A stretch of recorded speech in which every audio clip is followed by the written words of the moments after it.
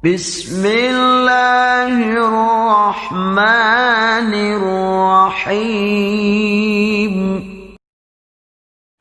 Bismillahirrahmanirrahim. Alhamdulillahirabbil alamin. Wassalatu wassalamu ala asyrafil anbiya'i wal mursalin sayyidina wa maulana Muhammadin wa ala alihi wa sahbihi ajma'in, amma ba'd. Qala al-musannifu rahimahullahu ta'ala, qala Uthman radhiyallahu anhu, innal mu'mina yanbaghi an yakuna mashiyan fi sittati anwa'in minal khawf. Dan makalah yang kelima bersumber dari Sayyidina Uthman radhiyallahu anhu. Beliau berkata, jadi nasihat ini atau makalah yang kelima ini sumbernya adalah sahabat Uthman radhiyallahu anhu. Jadi Wahru bin singgung teske, cuma tidak jadi masalah, kita ulang dari awal. Jadi beliau berpesan, innal mu'min yanbaghi an yakuna masyian fi sittati anwa'in minal khawf. Orang yang beriman atau orang mukmin itu sebaiknya dia selalu merasa khawatir terhadap 6 hal. Nah, jadi kata-kata khawatir, takut dalam bahasa Arab biasanya menggunakan 2 kata atau term. Jadi pertama, khafa yakhafu khaufan, jadi takut. Kemudian ada lagi yang kedua, khasya yakhsha khasyatan. Lamun khasya, baguslah aran khasya. Jadi khasya itu takut dalam artian dia mendekat. Takut kepada Allah berarti kan kita mendekat. Berbeda lamun bahasa sehari-hari, lamun takut le binatang berarti kan bereri. Takut le gelap berarti ndetemele sugol, artinya kita menjauh. Tapi ketika kita takut kepada Allah berarti kita bukan menjauh kepada Allah, justru sebaliknya kita mendekat kepada Allah. Nah, takut dalam artian kita mendekat kepada Allah ini aran khasyah. Nah, tapi ada term yang kedua, khafa yakhafu khaufan, artinya juga takut. Nah, lamun ini bisa berarti takut mendekat, tapi takut juga bisa menjauh, lebih umum. Nah, jadi si kedune Sayyidina Utsman kata-kata khafa yakhafu khaufan, karena nanti penjabarannya bisa takut dalam artian kita mendekat, kalau itu kaitannya dengan Allah atau amal kebajikan, tapi takut juga bisa menjauh kalau itu kaitannya dengan amal keburukan.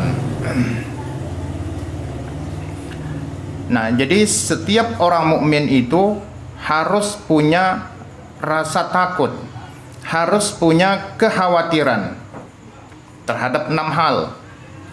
Nah, jadi yang paling suri itu takut dalam artian supaya kita berhati-hati dalam kehidupan ini. Yang pertama adalah ahaduha an yakhafa min qibalillah, bukan qablillah ya, qibalillah. An yakhafa min qibalillah an ya'khudha minhul iman. Wah, Rubian ini. Yang pertama, hendaklah dia khawatir jangan-jangan nanti oleh Allah Subhanahu wa taala imannya akan dicabut pas saat dia meninggal dunia, menjelang dia meninggal dunia, yaitu pada waktu sakratul maut. Jadi sakratul maut kan Wahrubin sampai gambaran atau contoh nyata oleh seorang ulama baik le zaman Nabi Musa, ulama Barsis. Ini menunjukkan bahwa sesuatu yang terbaik itu adalah di akhirnya. Jadi le awal tanda bagus itu juga bagus. Tapi kalau awalnya bagus di akhirnya jelek, para ulama barsis ini kan sangat disayangkan sekali. Jadi yang terpenting adalah ujungnya bagus. Awal bagus, akhirnya bagus, ini yang paling mulia.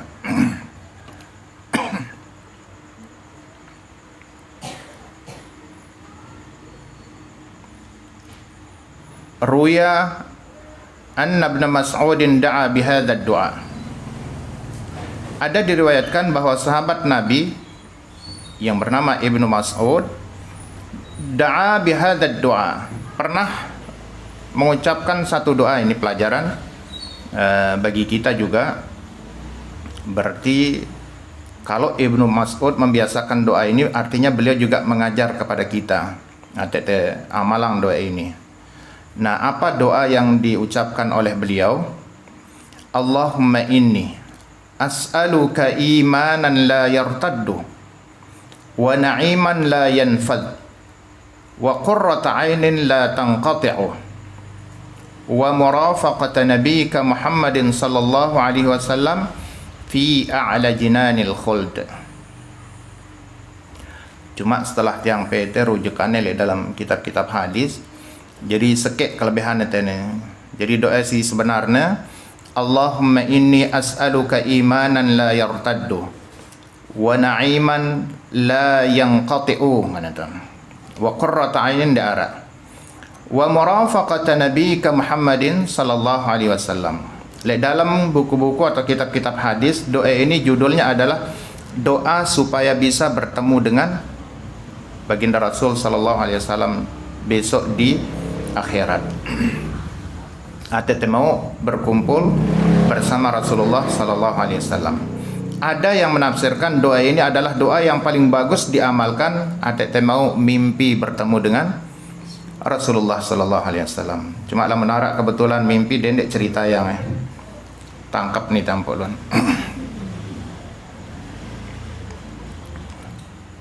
Ini luek kemajuan ini hukum Indonesia, dengan mimpi pun juga dihukum ini. Nah, ini perlu ta'amalang doa ini supaya kita tidak menghadapi kondisi akhir yang jelek atau su'ul khatimah. Jadi sering yang sampaikan beberapa riwayat bahwa para sahabat justru setiap hari menangis bukan karena apa-apa, tapi yang dikhawatirkan itu adalah bagaimana nasibnya di ujung pada saat dia menghadapi sakaratul maut, karena tidak ada seorang pun yang tahu. Ya, marak contoh serubian ini, bahkan seorang sahabat ini sangat luar biasa yang membuat sahabat-sahabat Rasul yang lain itu pada cemburu dan sangat kagum le ia. Apa kerjaannya? Jadi bilang jelo ini sahabatnya waniannya marepen. Dalam peperangan dekman dengan berani siap-siap ia wahlek julu. Jadi kalau ada musuh dari kafir Quraisy atau munafik kena lewat, pasti yang menghadang dia. Pokoknya persiapan perangnya sangat luar biasa. Sampai-sampai setiap sahabat komen, oh, nih pokoknya lamun mati berperang ini mesaknya paling untung. Menang, mati atau nyemate, pokoknya untung doang. Jadi marak besar. Dono ini kalau maju mundur kena, lamun ini maju mundur beruntung ini. Nanya mati atau dia terbunuh tetap dia. Nangano komen para sahabat kita si kesehariannya sangat luar biasa wanen. Mendengar pernyataan para sahabat, jadi dialog antar mereka. Pengen Rasulullah, la huwa finnar, huwa min ahli nar. Bukan, dia itu calon penghuni neraka. Jadi mendengar pernyataan Rasulullah ini, kaget sahabat-sahabat ini. Bagaimana tidak? Ya, jadi kesehariannya sangat luar biasa. Bahkan pengertian bro ini satu pun tidak ada perbuatan yang mengarah kepada merendahkan Islam. Pokoknya amalan ibadahnya kaitannya dengan Allah sangat luar biasa. Perang di jalan Allah lebih luar biasa. Jadi kemarin sebenarnya satu pun sahabat ndarak sendiri nyanjong ya. Nah, cuma ternyata kata Rasulullah, huwa min ahli nar. Oh, dia bahkan calon penghuni Nerekeh. Nah, jadi mendengar itu sahabat bingung, heran, ada apa dengan sahabat yang satu ini? Dalam pandangan kita dia begitu luar biasa, tulus, bahkan mujahid yang tidak ada duanya. Tapi ternyata Rasulullah berkomentar sebaliknya. Nah, jadi sekik sahabat, nekek selidikin doang. Apa yang terjadi? Nah, sepojelo dalam sebuah peperangan, kene ya si musuh, ya mudah yang paling dalam riwayat itu dedene aja. Nah ini, jadi kena dia senjata musuh. Nah kan darah kita ini, mesak-mesak nih. Cuma arak sekik sahabat ngintip ya. Apa yang dilakukan setelah terkena senjata musuh? Dia ngeluh diri. Pokoknya santer sih nih, mengeluhkan kungane pendayatku. Marak-marak dia terima. Bahkan saking kesakitannya itu diuji oleh Allah Subhanahu wa taala.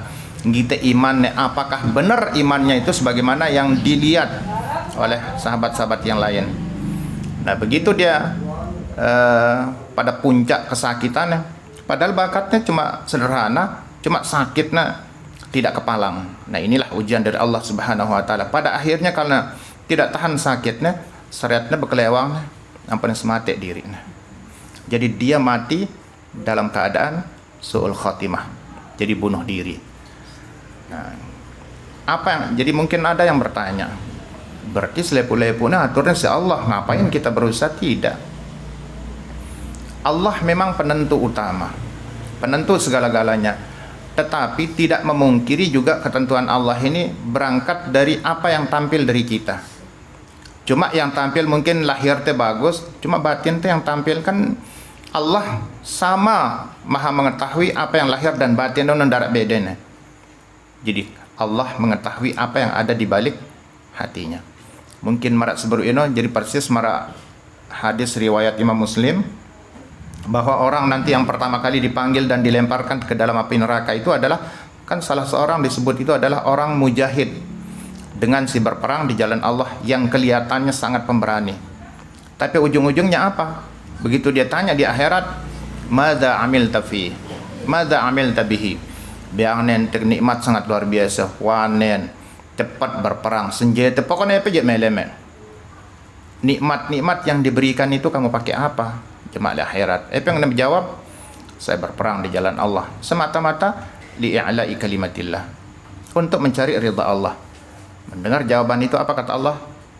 Kadzabta, kamu dusta. Saya tahu dan kamu di sini tidak bisa berbohong. Layak ente pemain berperang sekek tujuan mak liyuqal annaka jari, supaya kamu dianggap seorang yang pemberani. Ino angan mek. Dan di sini kamu tidak bisa berbohong. Nah, ini apa yang suruh malaikat lemparkan dia ke dalam api neraka. Nah, jadi amalan lahir, apa yang terlihat di tataran lahir itu belum tentu menjadi penentu nanti di ujung ketika kita menghadapi sakratul maut. Karena itu salah satu doa yang sangat bagus untuk kita amalkan adalah doa ini. Allahumma inni as'aluka imanan la yartaddu. Ya Allah, hamba mohon kepadamu, jadikan kami atau berikan kepada hamba ini imanan la yartaddu, keimanan yang tidak pernah bisa murtad.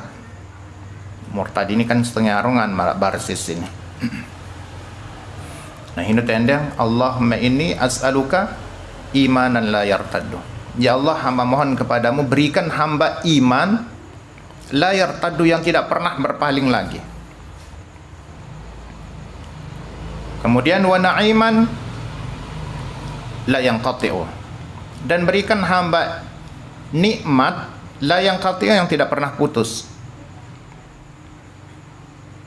Yang ketiga, wa murafaqata nabiyika Muhammadin sallallahu alaihi wasallam fi a'la jinanil khuldi, dan berikan hamba kesempatan bisa menemani atau duduk bersama dengan Rasulullah sallallahu alaihi wasallam di sorga yang kekal dan abadi.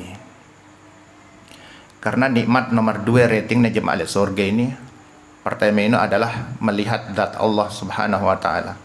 Yang kedua adalah ketika kita duduk bersamaan atau berkumpul bersama Nabi sallallahu alaihi wasallam, atau ada di barisan orang-orang yang ada di bawah bendera baginda Rasul sallallahu alaihi wasallam. Itu nikmat yang paling tinggi. Ndara lebih nikmat dibandingkan dengan si dua ini. Jadi ngumbe-ngumbe luwek dan belik nikmat muktajama di surga, ketika diberikan kesempatan bertemu dan melihat zat Allah, hampir selepuk nikmat-nikmat yang lain itu menjadi sirna.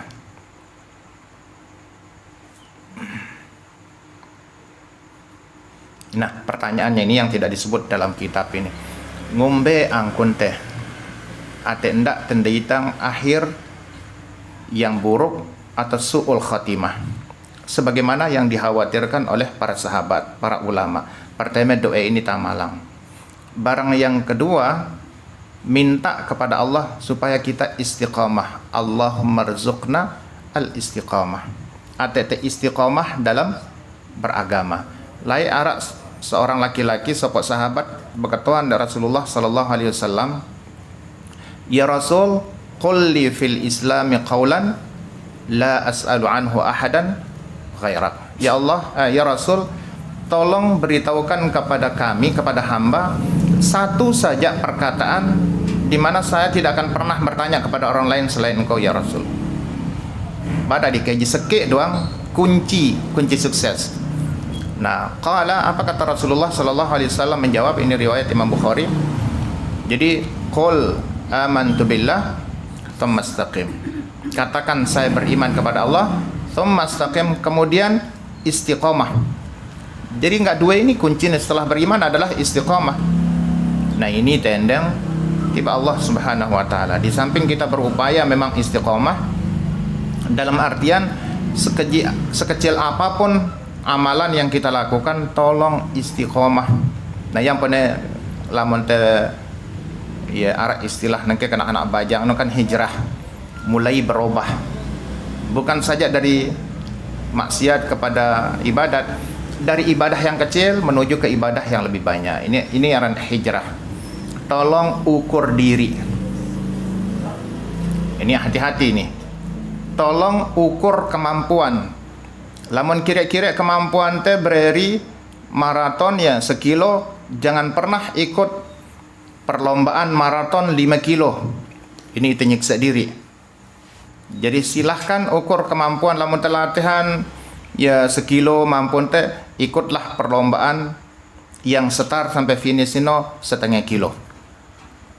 Nah, jadi lamun teh mele hijrah gawe sapa ibadah ya sekejik-kejik lah berangkat lekan sekejik-kejik dulu.